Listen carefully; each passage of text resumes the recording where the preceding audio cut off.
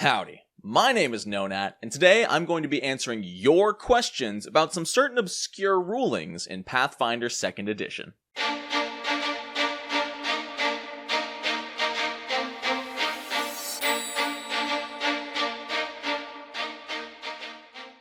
So recently I put out a couple of posts on Twitter and the YouTube community page asking for some of your questions about the Pathfinder 2e system, if there are certain rules that you would like explained, and I got a lot of great suggestions that wouldn't make for great full videos. They would often be a 2 or 3 minute long video at most, so I figured we would lightning round answer a bunch of these right here and right now. So if you asked a question, there's a chance that it might appear in this video. And if your question does not appear in this video, it doesn't mean I'm never going to answer it. I just can only answer so many in one video. Plus, your question might be long enough to be its own full video sometime in the future. Starting off with a question by Lost in Exile asking about wealth by level. This is a really common issue with almost any RPG system out there, especially if you're making a character not at level 1. How much money should you start with? Do you start with gear? What kind of gear? And luckily, Pathfinder 2e has a very simple table that really helps make this easy. You can see there's a few columns here, and at first glance, it can be a little intimidating. So we're going to break this down column by column. The first column on the left is simply the level. What level character you are making, whether you're starting a campaign, or maybe a player died and they're making a new character to join the adventure. Now, the middle two columns are sort of their own thing versus the lump sum on the right. Effectively, you can give your player a choice as a GM if they would rather take the permanent item and currency, or if they would rather take the lump sum. Looking at second level, to be super simple, your GM may offer you, would you rather have a level 1 item, a permanent item, which means something like a weapon or armor, maybe a shield, a level 1 permanent item, and 20 gold pieces, or would you rather have 30 gold pieces to spend however you like? Now, there are some restrictions if the player takes the lump sum.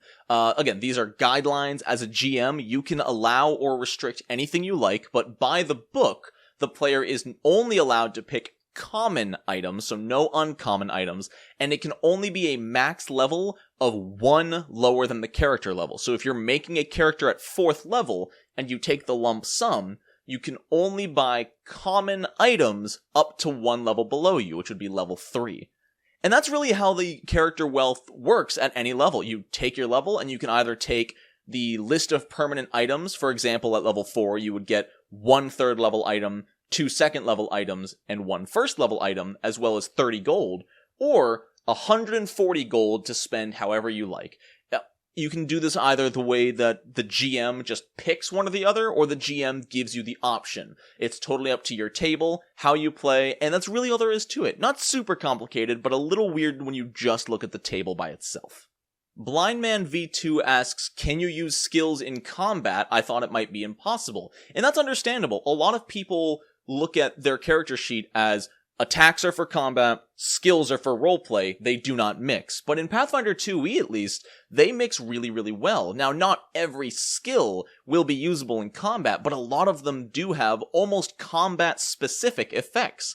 The biggest example of this is Intimidation. Intimidation is almost strictly combat, with the ability to use it in roleplay as well, of course, but moves like Demoralize inflict the frightened condition, which directly hinders their abilities and skill checks. The other huge example would be for Arcana, Occultism, Religion, Nature, and Lore, which can all be used to recall knowledge. This is a skill I don't see people using enough, myself included, in that you can spend an action to recall knowledge on a creature, and your GM may give you useful information. If you're fighting a skeleton, you might be able to spend an action, and your GM will tell you, well, you notice because of the way their bones are oriented, slashing and piercing damage might not be incredibly effective. But something like bludgeoning damage will still deal full damage.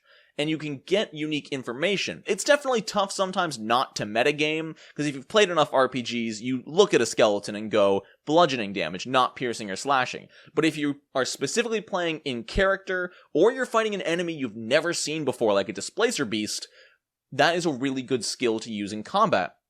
If you see a creature that you think your skill would apply to, ask your GM, can I recall knowledge using occultism? And the GM will either say yes or no. And then if you do, you might get some really good information, what their lowest saving throw might be, what their armor class looks like. Not the exact numbers probably, but still really useful information. So yes, there are a ton of different skills you can use in combat, but the very long and short of it is yes, you can use skills in combat. When in doubt, check out the skills action check out the skill action section of the core rulebook, starting on page 235, and you'll see a whole list of all of the actions, trained and untrained, related to each skill, and some of them will specifically state whether they can be used in combat or not.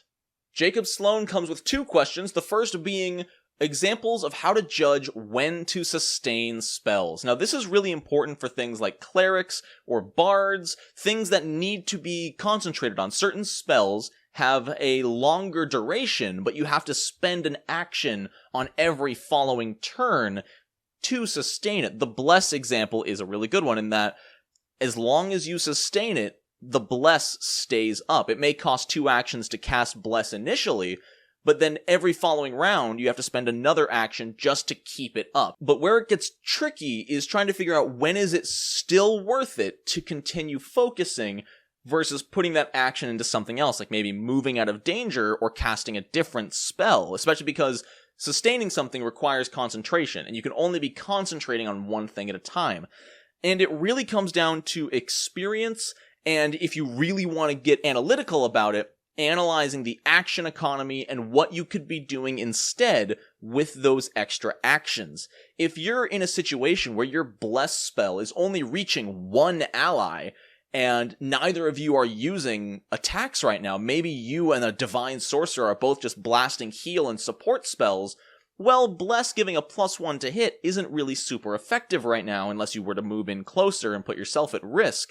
It's all about analyzing your situation. Typically, if your current benefit from your sustained spell is worth less than the action you would spend normally, it's probably not worth it. There are some spells, like Spiritual Weapon, where that one action of sustaining it effectively gets you an extra attack that round. Not an extra attack, but an attack nonetheless. That one you'll almost want to sustain probably every round of combat, but there might come a situation where you need to throw out the 3-action heal burst, in which case you would probably have to drop your Spiritual Weapon and spend all 3 action bursting a heal spell. It's really situational, and a lot of spells are made to be sustained, potentially for an entire encounter, but you don't have to. Every turn, and this is what I love about Pathfinder 2e, every turn of an encounter is different. You need to analyze it and make decisions in the moment, you know? That's what I love, is even when it's not your turn, you could be analyzing the battlefield, watching what's changing, and planning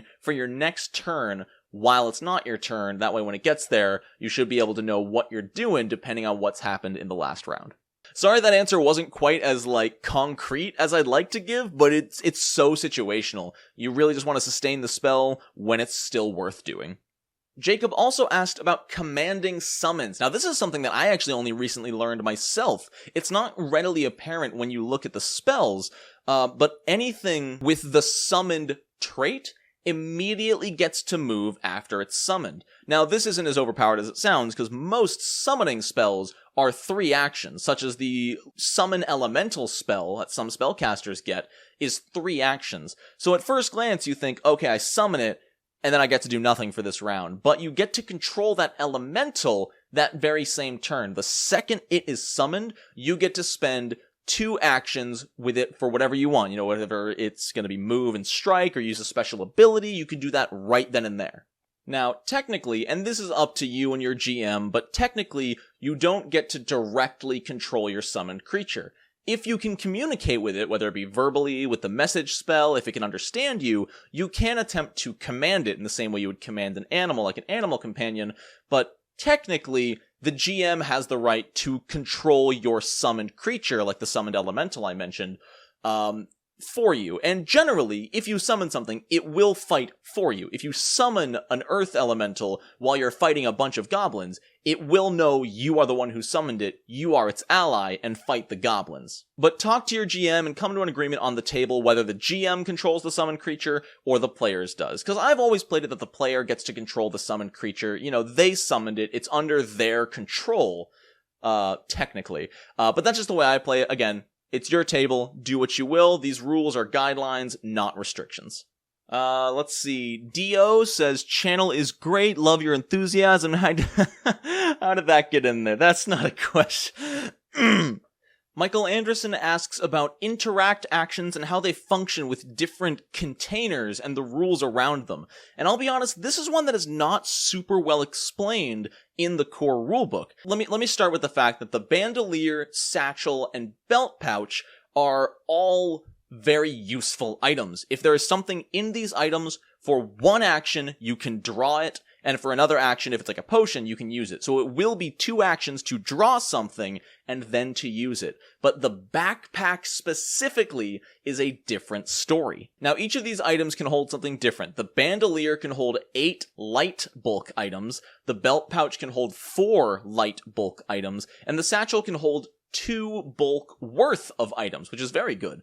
But the backpack specifically can hold up to 4 bulk of items. On top of that, 2 of that 4 bulk does not count against your bulk limit. So the backpack, by far, is the most efficient way to carry your things. However, the backpack itself comes with its own limitation. Hidden, tucked away in this tiny little font on page 273 of the core rulebook, under the changing equipment table, you can see that retrieving an item from a backpack or satchel requires 2 free hands and an interact action. And then, underneath that, next to the little 3, you can see retrieving an item stowed in your own backpack first requires taking off the backpack with a separate interact action. Now, this only applies to the backpack, so the bandolier, the belt pouch, the satchel, those are all as simple as spending an action to reach in and grab something. But the backpack specifically, as a trade-off for its efficiency, you have to spend an action setting it down,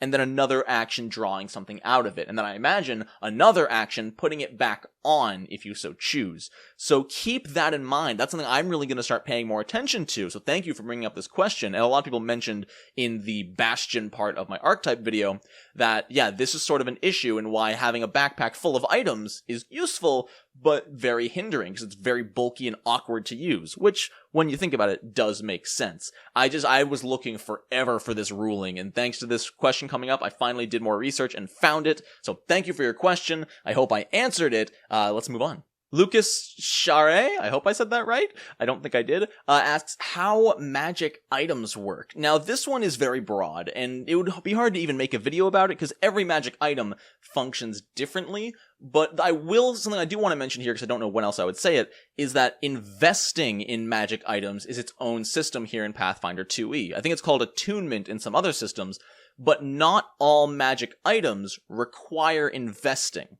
The most common way to describe it is that typically, items you wear typically have to be invested. Items that you wield and used do not. So something like a +1 striking greatsword would not need to be invested in order for it to have its magical bonus damage. However, something like a +1 resilient breastplate would need to be invested. If you are not invested in the armor when you wear it, you still get the benefit of a normal breastplate, but you do not get the +1 to saving throws from resilience.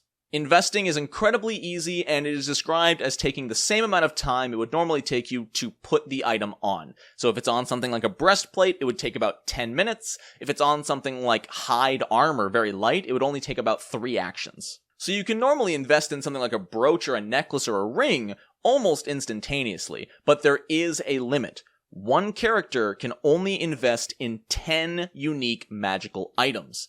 Now, this can be increased by certain skill feats, I believe. Maybe they're general feats, I can't quite remember off the top of my head. And chances are you're not going to hit 10 unique magical items on just your character until a very high level. And even when that happens, you can still, at any time, remove your investing from one item and then reinvest in another item. Simple as that. The item doesn't get destroyed. You can uninvest and reinvest in the same item.